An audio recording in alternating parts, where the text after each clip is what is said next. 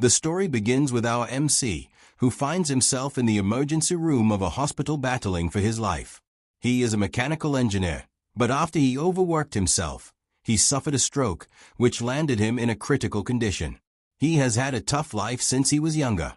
His parents died not long after he was born, ultimately leaving him an orphan. After graduating, he spent 20 years in the company, which was a living nightmare because he was getting trash pay. Throughout his tough life, he remained single, since no girl is ready to date a broke, worthless loser like him. Thinking about all of these, our MC decides to just give up and stop fighting. He closes his eyes and passes on, as the medical staff in the room tries to get him to wake up. When he finally opens his eyes, he finds himself in a luxurious room, dazzling with different types of treasures that almost blind his eyes.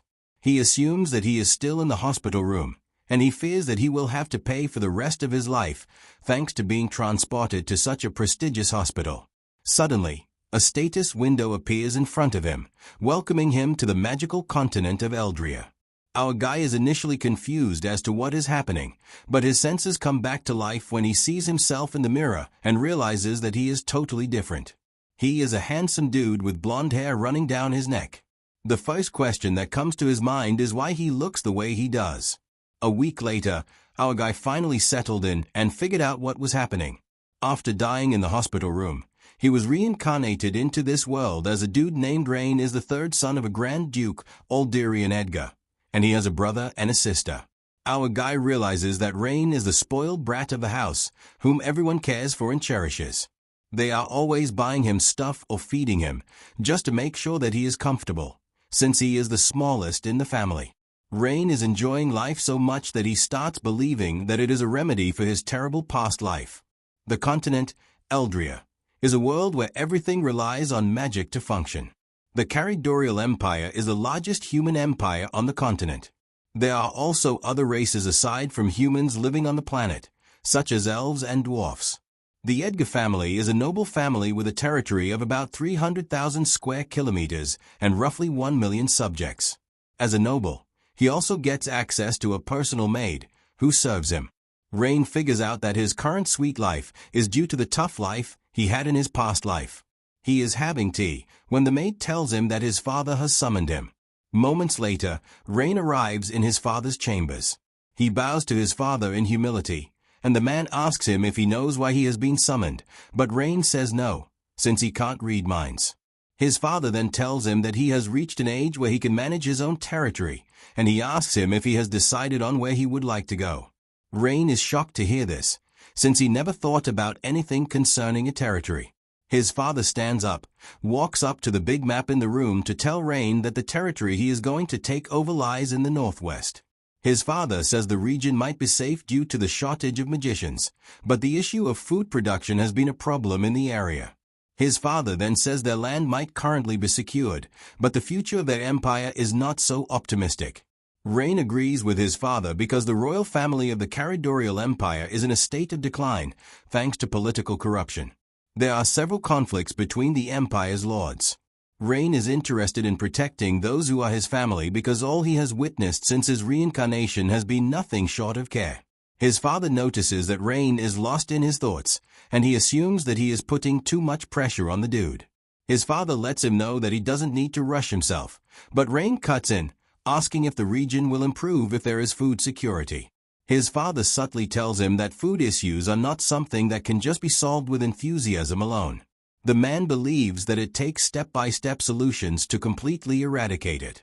Deep down, his father believes that Rain is a child who doesn't know what he is talking about.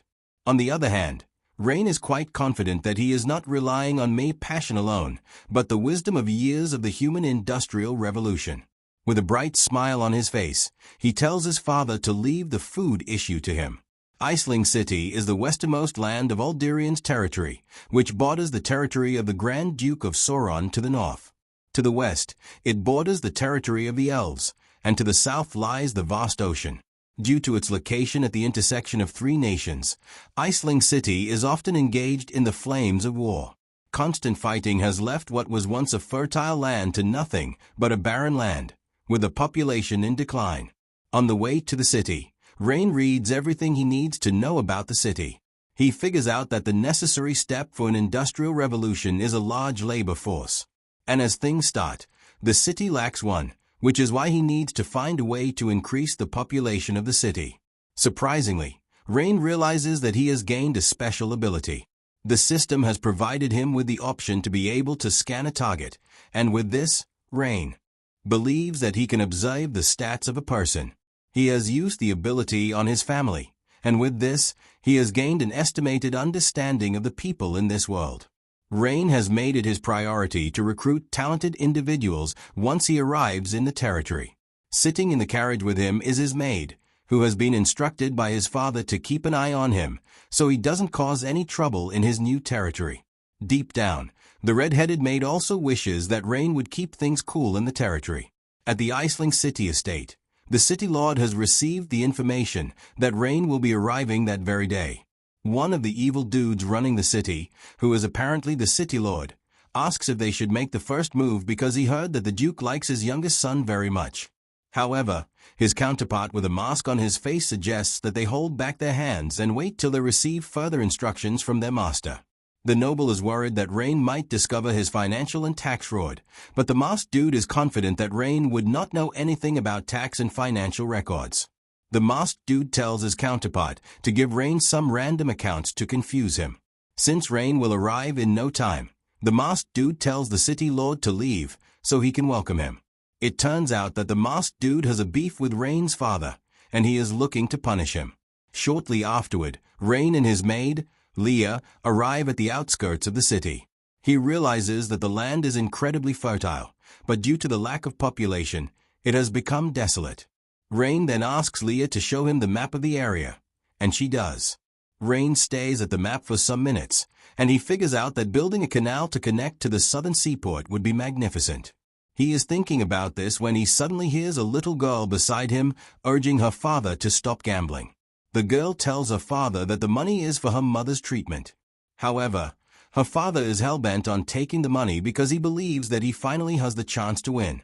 He is about to hit his daughter because of this when Rain sends him flying with a punch to the face.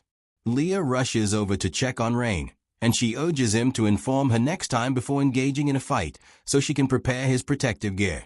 In his defense, Rain says it was an impulsive act, so there was no way Leah would have had the time to prepare. He then tells Leah to check on the girl while he speaks to the scum, who calls himself her father. Rain walks up to the dude to scold him for hitting his daughter and also putting his family in jeopardy for trying to gamble with the medical money. The dude subtly asks Rain who he is, and Rain replies that his identity doesn't matter. However, he assures him that if he ever finds out that he goes to the gambling den again, he is going to have his hands cut off. This is enough to instill fear in the dude, and he runs away, promising not to do it again. After the dude is gone, Rain decides to check the girl's physical state with the system. The girl cries, saying she would have been stranded if the money for her mother's treatment had been taken away from her. With the help of the system, Rain figures out that the girl's name is Lillian, and she has a special attribute for farming and harvesting. Rain is blown away by her special traits, even though her stats are not high. He figures out that she is a blessing when it comes to agriculture, and he has to recruit her immediately. Rain then tells Lillian that she is free to take his carriage since they are heading to town too.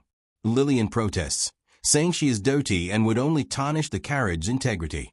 Rain smiles, saying there is nothing special about the carriage because it is just planks of wood put together.